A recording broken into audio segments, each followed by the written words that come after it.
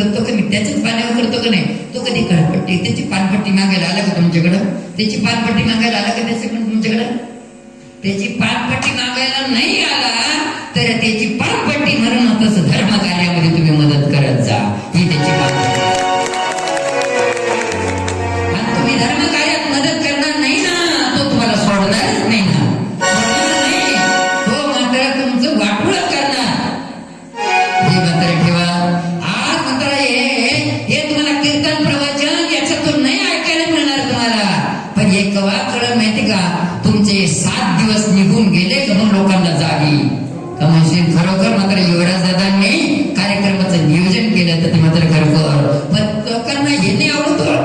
40-40, 50-50 हजार रुपये सुपारी घेणारे महाराज आवडतात, जिथं फुकट मिळतं तर ते नाही आवडत. आणि बरं त्याच्यातला नाही, तुका म्हणे होता ठेवा तो ये बाबा सापडला, ज्याचं पुण्य असेल ना त्यालाच मिळेल, ज्याच्याकडे काही नाही ना तो आमच्यासमोर घेऊ शकत नाही, त्याला नंतर जाग येणार आहे, त्याला नंतर जाग येणार. म्हणून मात्र आहे का, जोपर्यंत हयात आहे तोपर्यंत मात्र भगवंताचं नामस्मरण करा, जोपर्यंत चालेल तोपर्यंत घ्या.